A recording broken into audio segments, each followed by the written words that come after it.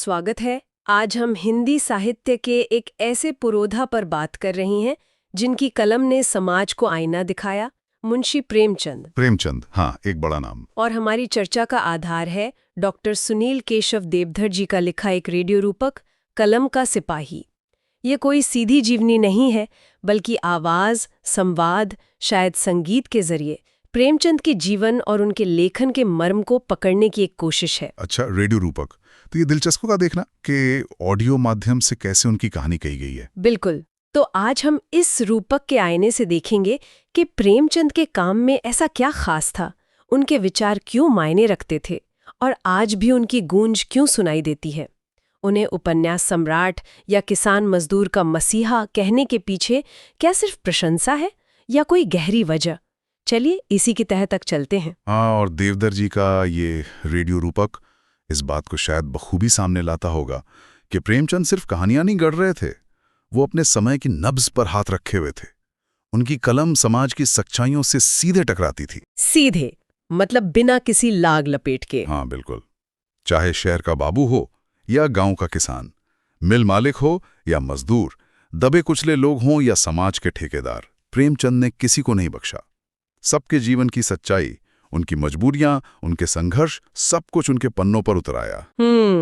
और ये रूपक शायद दिखाता है कि कैसे उनकी उठाई समस्याएं, जैसे किसानों की बदहाली या शोषण, आज भी हमारे समाज का हिस्सा हैं।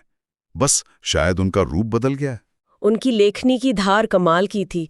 कहते हैं उन्होंने बहुत लिखा, उपन्यास, सैकड़ों कहानियां, पर ऐसा नहीं कि बस लिखते चले गए। नहीं, मात्रा बहुत थी, पर गुणवत्ता। हाँ, इस रेडियो रूपक में भी ये बात उभरती होगी कि मात्रा के साथ साथ गुणवत्ता पर उनकी पकड़ जबरदस्त थी। बिल्कुल। और भाषा एकदम आम आदमी की जुबान, मुहावरे ऐसे कि सीधे दिल पे लगे। ऐसा लगता था मानो कहानी सुना नहीं रहे, आसपास ही घट रही हो। सही कहा। देवधर जी अपने रूपक में शायद इसी सहजता को पकड़ना चाहते होंगे जो हिंदी गद्य में उस समय एक नई बात थी। यहाँ एक बहुत महत्वपूर्ण बात सामने आती है, जिसे ये रूपक शायद अपने नाम कलम का सिपाही से ही ध्वनित करता है। उनके पूरे लेखन का निचोड़ अगर एक शब्द में कहें तो वो था हिम्मत। डरो मत। हाँ, अच्छा। चाहे वो सामाजिक रूढ़ियों का डर हो या जमींदार का या अंग्रेजी हुकूमत का, उन्होंने लोगों को अन्याय से लड़ने का हौसला दिया। बिल्कुल सही। उनका लिखना महज कलाकारी नहीं था, वो एक सामाजिक कर्म था। ये रेडियो रूपक इस बात पर शायद जोर देता होगा कि प्रेमचंद की कहानियां और उपन्यास समाज पर एक टिप्पणी थे, बदलाव लाने का एक आवाहन थे। जैसे वो पाठक को जगा रहे हों। हाँ, वे पाठक को झकझोरते थे, सोचने पर मजबूर करते थे कि आसपास क्या चल रहा है, क्यों चल रहा है और क्या इसे बदला जा सकता है। इसीलिए तो आज भी आप देखिए, विश्वविद्यालय हों या साहित्यिक गोष्ठियां, प्रेमचंद पर लगातार बात होती है। सही। वे सिर्फ इतिहास का हिस्सा नहीं, वर्तमान का संवाद है। देवधर का रूपक भी इसी निरंतरता को दर्शाता होगा। हाँ, और ये प्रासंगिकता वाला सवाल बहुत अहम है। कलम का सिपाही रूपक के सूत्रधार की आवाज में ये बात आती होगी कि जब देश आजादी के लिए लड़ रहा था, समाज अंदरूनी झगड़ों और रूढ़ियों से जूझ रहा था। उथल पुथल का दौर था। बिल्कुल। तब प्रेमचंद ने किसानों, पिछड़ों, दलितों की आवाज को बुलंद किया और पूरे आत्मविश्वास के साथ। ये आत्मविश्वास जरूरी था उस वक्त। आज हम अपने चारों तरफ देखें, क्या किसानों की समस्याएं खत्म हो गईं? क्या मजदूरों का शोषण बंद हो गया? क्या सामाजिक भेदभाव मिट गया? शायद नहीं, पूरी तरह तो बिल्कुल नहीं। यही प्रेमचंद आज भी प्रासंगिक हो जाते हैं और देवधर का रूपक शायद इसी नब्ज को पकड़ता है। एक और दिलचस्प परत जो ये रूपक खोलता होगा वो है प्रेमचंद का किसी एक विचारधारा या वाद से बंधन न होना। आप उनकी रचनाओं को देखिए। पूस की रात का किसान ठंड से ठिठुर रहा है। कफन में मानवीय संवेदनाओं का चरम पतन है। गोदान तो खैर महाकाव्य है ही। हाँ, गोदान तो है ही। इन सब में उनका नजरिया बदलता दिखता है।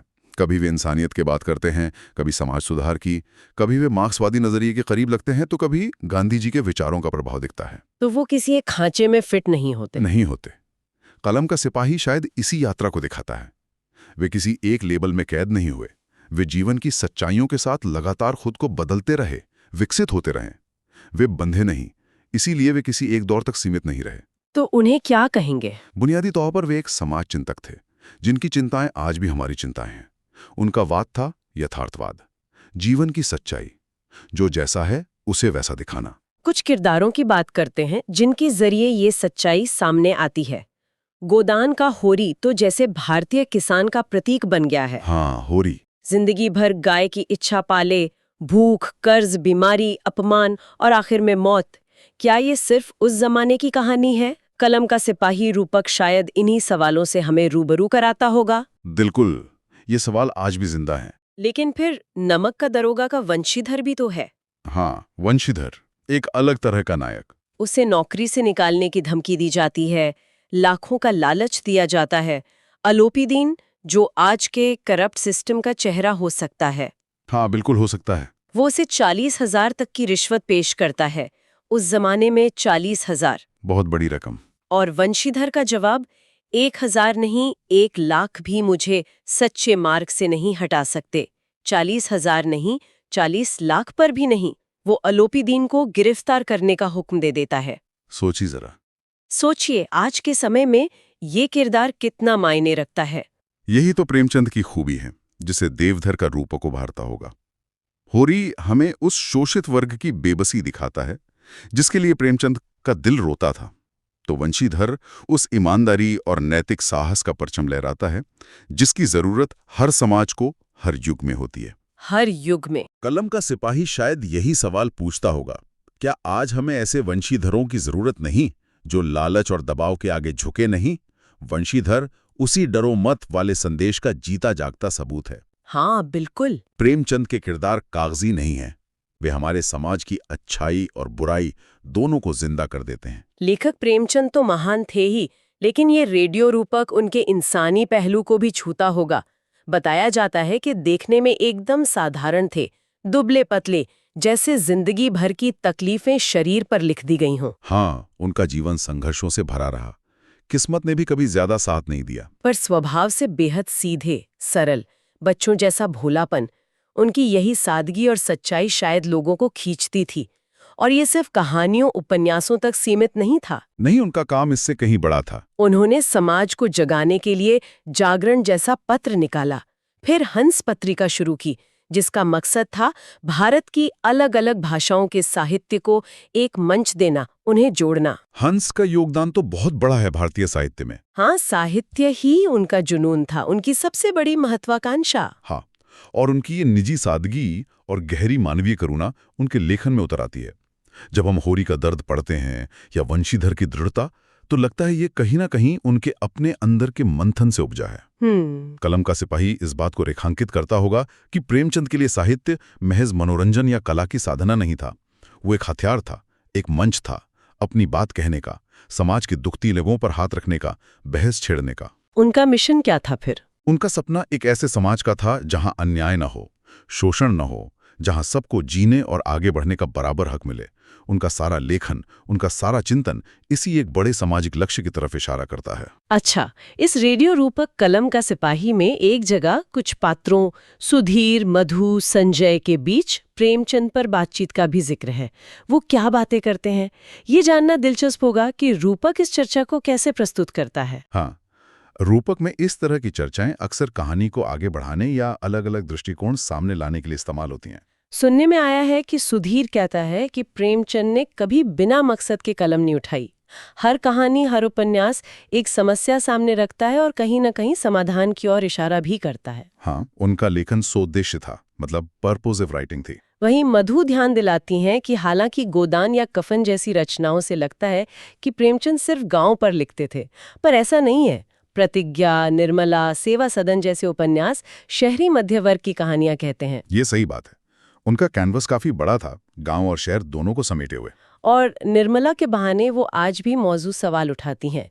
भारतीय औरत की स्थिति, परंपराओं और रूढ़ियों में उसकी जकड़न, और क्या वो आज वाकई आजाद है? ये सवाल तो आज भी उतना ही प्रासंगिक है, शायद और भी ज्यादा जटिल हो गया है। और फिर संजय और सुधीर इस बात पर सहमत होते हैं कि प्रेमचंद को किसी एक वाद में बांधना मुश्किल है। हाँ, जैसा हमने पहले भी कहा। इसलिए उन्हें वस्तुवादी या यथार्थवादी कहना बेहतर है, यानी जो चीजों को जैसी हैं वैसी दिखाने की कोशिश करें। बिल्कुल, वस्तुनिष्ठ होकर देखना, बिना किसी विचारधारा का चश्मा पहने।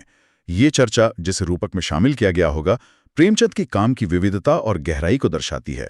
वो एक ही ढर्रे पर नहीं चलते, अलग अलग सामाजिक वर्ग, अलग अलग समस्याएं, अलग अलग दृष्टिकोण, सब उनके लेखन में समाहित हैं। तो उन्हें किसी एक खांचे में फिट करना नामुमकिन है? नामुमकिन है। और ये सवाल चाहे वो औरतों के हक का हो या सामाजिक बराबरी का, या आज भी उतने ही ज्वलंत हैं।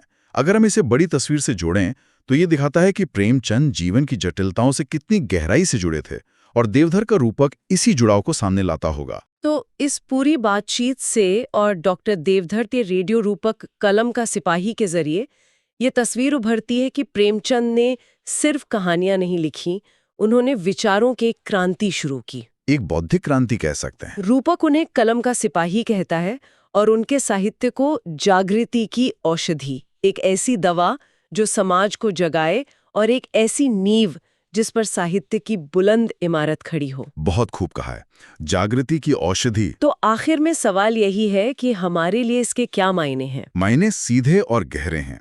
प्रेमचंद और उनका साहित्य सिर्फ गुजरे जमाने की चीज नहीं है, वे आज भी हमसे संवाद करते हैं, हमें आईना दिखाते हैं।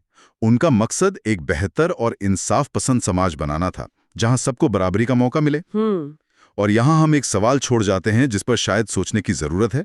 जिन बुनियादी मुद्दों, शोषण, गैर बराबरी, अन्याय को प्रेमचंद ने अपनी कहानियों में उठाया था, क्या 100 साल बाद हम वाकई उस समाज के करीब पहुंच पाए हैं जिसका सपना उन्होंने देखा था? ये बहुत बड़ा सवाल है। और आज के इस दौर में उनके जैसा साहित्य हमारी क्या मदद कर सकता है? हमें कौन सी राह दिखा सकता है?